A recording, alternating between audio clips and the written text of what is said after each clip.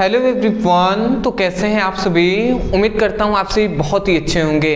तो आज का वीडियो क्लास 12 के स्टूडेंटों के लिए बहुत ही इंपॉर्टेंट होने वाला है, क्योंकि आज के इस वीडियो में क्लास 12 केमिस्ट्री का मोस्ट इंपॉर्टेंट टॉपिक पर डिस्कस करने वाले हैं, जो है सेल नियतांक। तो सेल नियतांक क्या होता है, यदि आपने प्रीवियस ईयर के बोर्ड एग्जाम का पेपर देखा होगा तो उसमें आपको दिखाई दिया होगा सेल नियतांक क्वेश्चन पूछा जा रहा है और पूछा गया है। तो बहुत इंपॉर्टेंट है। आज के इस वीडियो में हम इसी टॉपिक पर पूरा डिटेल में एक्सप्लेन करने वाले हैं। और मैं आपको बता दूं सबसे पहली बात कि यदि आप इसी वीडियो में समझकर याद करना चाहते हैं तो वीडियो को अंत तक जरूर देखिएगा, ठीक है, क्योंकि हमारा लक्ष्य है रटना नहीं, समझाकर आपको इसी वीडियो में याद कराना। तो हम समझकर याद करने का प्रयास करेंगे। चलिए हम आगे बढ़ते हैं। देखिए, हम वैद्युत रसायन दूसरा चैप्टर है, ये हम पढ़ रहे हैं और इस चैप्टर का यह तीसरा लेक्चर है, तीसरा वीडियो है। तो आज के इस वीडियो में विद्युत रसायन हम पढ़ने वाले हैं। तो सबसे पहला तो यही आता है कि विद्युत रसायन किसे कहते हैं, इसको हम समझ लेते हैं। देखिए, हमने यहाँ पे परिभाषा लिखा है, देख रहे हैं ना, सेल नियतांक कहते हैं। पर सेल नियतांक क्या है, इसको समझने के लिए हमें पहले समझना होगा, याद करने से पहले। तो समझेंगे कैसे, हम एक फॉर्मूला इससे पहले पढ़े थे, वो हम क्या पढ़े थे, इसको आपको याद होगा। तो हमने पढ़ा था, इसको थोड़ा सा मैं और ले रहा हूँ, चलिए। इसको हमने एक फॉर्मूला आपको बताया था, कप्पा इक्वल टू CL/A।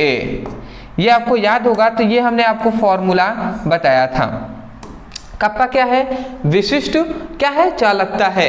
तो कप्पा से हम प्रदर्शित करते हैं विशिष्ट चालकता को। C क्या है, चालकता है। L क्या है, यहाँ पे L है लंबाई और A क्या है, क्षेत्रफल है। अब किसका किसका है वो सब हम अभी डिटेल में आपको बताएंगे। देखिए, हमने अभी आपको, अगर आप पीछे से सभी वीडियो देखते हुए आ रहे हैं तो आपको पता होगा कि ये हमने फॉर्मूला बताया था। तो यहाँ पर अगर आप देखते हैं तो यहाँ पे जो L/A आपको दिखाई दे रहा है, L/A दिखाई दे रहा है ना, तो ये जो L/A है इसी को हम सेल नियतांक कहते हैं। इसी को हम क्या कहते हैं, सेल नियतांक कहते हैं। ठीक है जी, इसी को हम क्या कहते हैं, सेल नियतांक कहते हैं। आप कहेंगे सर इसको सेल नियतांक कहते हैं, तो हम कैसे इसका परिभाषा करेंगे, ये तो समझ गए। और दूसरा, बहुत सारे ऐसे स्टूडेंट होंगे जिनका ये क्वेश्चन होगा कि सर L क्या है, A क्या है, इसको थोड़ा डिटेल में बताइए ना। तो बिल्कुल हम डिटेल में ही बताएंगे। यहाँ पे हम अभी नहीं जा रहे हैं, इसलिए क्योंकि हम चाहते हैं इसी वीडियो में आपको याद हो। तो याद कैसे होगा, इसको समझने के लिए आपको ये फिगर समझना होगा। देखिए, एक सपोज डेट एक हम कह सकते हैं सेल हम बना रहे हैं, ठीक है, एक हम यहाँ पे सेल बना रहे हैं। अब इस सेल में, ये एक सेल है मान लेते हैं, इस सेल में यहाँ पे दो धातु के क्या हैं, छड़ हैं। ये दो धातु के छड़ हैं। अब हमको पता है, हम सभी को पता है कि एक होता है जिसे हम कैथोड कहते हैं, एक को क्या हम कहते हैं, एक को हम कहते हैं, एक ये है इधर वाला जो है कैथोड। कोई भी कैथोड एनोड हो सकता है, ठीक है। ये क्या है, एनोड है, हम ऐसे मान लेते हैं, ये कैथोड है, ये एनोड है। तो देखिए, ये कैथोड है, ये एनोड है, ठीक है। तो यहाँ पे ये बताया जाता है कि यहाँ पे L क्या है, पूछे रहे होंगे कि L क्या है। तो देखिए, इन दोनों को हम, कैथोड एनोड है, इन दोनों को हम एक साथ कहें तो इलेक्ट्रोड कह सकते हैं। तो हम क्या कहेंगे, इन दोनों के बीच की जो दूरी है ना, वही है L, ठीक है, मतलब इलेक्ट्रोडों के बीच की दूरी है, ठीक है। ये L क्या है, तो हम यहाँ पे नीचे लिख दे रहे हैं, जहां L क्या है, L है इलेक्ट्रोडों की बीच की दूरी, इलेक्ट्रोडों की बीच की दूरी, ठीक है। तो याद रखेंगे L क्या है, इलेक्ट्रोडों की बीच की दूरी है। जहां तक बात है A की, तो A क्या है, तो देखिए, ये जो आपको इलेक्ट्रोड दिखाई दे रहे होंगे, ये बताइए, ये कुछ ना कुछ मोटे होंगे कि नहीं होंगे, मतलब इनका कुछ ना कुछ क्षेत्रफल होगा ना। तो इसी को A क्या है, इसकी मोटाई है, जिसको हम अनुप्रस्थ काट का क्षेत्रफल कहते हैं। मतलब A क्या है, तो A है इलेक्ट्रोडों का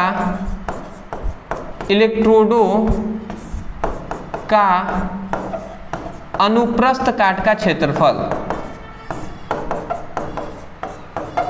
अनुप्रस्थ काट का क्षेत्रफल। देखिए परिभाषा का भी आपको ध्यान नहीं देना है, परिभाषा तो यूं ही याद हो जाएगा, इसमें क्या देखना है। अब देखिए परिभाषा कैसे याद होता है आपको, देखिए आपको पता चल गया एल क्या है, एल है इलेक्ट्रोडों के बीच की दूरी, ए क्या है इलेक्ट्रोडों के अनुप्रस्थ काट का क्षेत्रफल। तो हम यही कहेंगे ये क्या है, ये है एक सेल, ठीक है, ये क्या है, ये टोटल हम कह सकते हैं सेल है, ये हम क्या कह सकते हैं, ये सेल है। तो हम कहेंगे कि किसी सेलों के अंदर, किसी सेलों के, ठीक है, यहाँ पे हमने लिखा है किसी सेलों के इलेक्ट्रोडों के बीच, या ऐसे भी हम कह सकते हैं ये एक टोटल सेल है ना, तो हम यही कह रहे हैं कि किसी सेलों के इलेक्ट्रोडों के बीच की दूरी, ठीक है, तथा इलेक्ट्रोडों के अनुप्रस्थ काट का क्षेत्रफल के अनुपात को हम क्या कहते हैं, सेल नियतांक कहते हैं। समझ में आया? अरे भैया ये सेल है तो सेल के अंदर ही ना इलेक्ट्रोड हैं, तो हम यही कह रहे हैं कि किसी सेलों के इलेक्ट्रोडों के बीच की दूरी तथा इलेक्ट्रोडों के अनुप्रस्थ काट का क्षेत्रफल के अनुपात को क्या कहते हैं, सेल नियतांक कहते हैं। मैं आशा करता हूं कि यही से आप बोल देंगे L/A ही ना सेल नियतांक है। तो हम यही कह रहे हैं कि किसी सेलों के इलेक्ट्रोडों के बीच की दूरी तथा इलेक्ट्रोडों के अनुप्रस्थ काट का क्षेत्रफल के अनुपात को सेल नियतांक कहते हैं। मैं आशा करता हूं अब आपको परिभाषा समझ में आ गया होगा। वही बात हमने लिखा है कि किसी सेलों के इलेक्ट्रोडों के बीच की दूरी तथा इलेक्ट्रोडों के अनुप्रस्थ काट का क्षेत्रफल A के अनुपात को हम क्या कहते हैं, सेल नियतांक कहते हैं। तो मैं आशा करता हूं आपको समझ में आ गया होगा। परिभाषा है, उसके बाद ये फॉर्मूला आप न लिखे तो भी चलेगा, या मैं कहूँगा इसको लिखकर फिर से नीचे ये फॉर्मूला आप ज़रूर लिख लीजिएगा। बात समझ रहे हैं? तो इतना आप समझ गए। यहाँ पे अगर मैं थोड़ा सा आगे बढ़ाऊँ और इसको समझिएगा, देखिए यहाँ पे देखिए अगर यहाँ पे इसके जस्ट नीचे देखिए हम जानते हैं L/A जो है वो सेल नियतांक के बराबर है।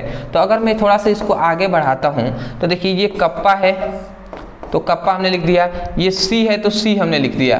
और L/A के जगह पर हम सेल नियतांक भी तो लिख सकते हैं ना, तो हम लिख देते हैं सेल नियतांक। ये क्या है, सेल नियतांक है। इतनी बात समझ गए।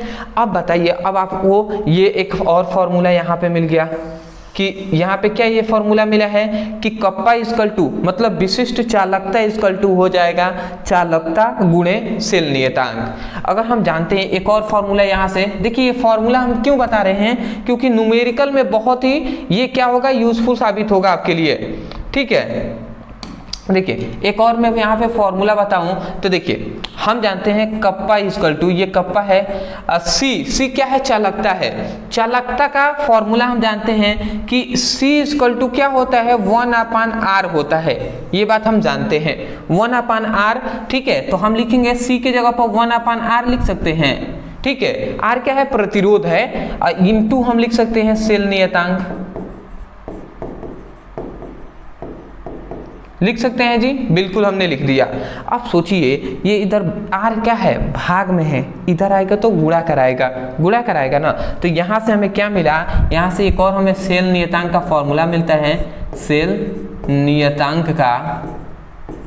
नियतांक का क्या फॉर्मूला मिलता है, इधर R भाग में है, इधर आएगा तो K में गुणा कराएगा। तो यहाँ से सेल नियतांक का जो मान निकला वो कप्पा इंटू R निकला, ठीक है। ये K नहीं, ये कप्पा है, कप्पा हम कहेंगे, ठीक है। तो यहाँ से हमें एक और ये फॉर्मूला मिल गया, किसका, ये हमें फॉर्मूला मिला है सेल नियतांक का, जो है सेल नियतांक इक्वल टू विशिष्ट चालकता और प्रतिरोध के गुणनफल को हम सेल नियतांक कहते हैं। तो एक और परिभाषा आप कह सकते हैं कि किसी सेलों के विशिष्ट चालकता तथा उस सेल में उत्पन्न प्रतिरोध के गुणनफल को सेल नियतांक कहते हैं। तो मैं आशा करता हूं कि आपको परिभाषा और 1, 2, 3, 4 ये फॉर्मूले हैं, ये आपको अच्छे तरीके से समझ में आ गए होंगे। तो ये है हमारा एक इम्पॉर्टेंट टॉपिक जो कि पूरे तरीके से डिटेल में है, हमने एक्सप्लेन किया है। अब मैं आशा करता हूं कि आपको आसानी तरीके से समझ में आ गए होंगे। देखिए परिभाषा रटना पड़ा, आपको तो हमने यहीं पे कहा है ना कि किसी सेलों के इलेक्ट्रोडों के बीच की दूरी तथा उसके अनुप्रस्थ काट के क्षेत्रफल के अनुपात को सेल नियतांक कहते हैं। रटना नहीं है, हमें समझ कर याद करना है। मेरा लक्ष्य यही है कि कोई भी ऐसा स्टूडेंट ना रहे जो मतलब रट कर याद करे। हम चाहते हैं कि सभी स्टूडेंट समझ कर याद करें और आगे बढ़े, बोर्ड एग्जाम में अच्छे नंबर से पास हों।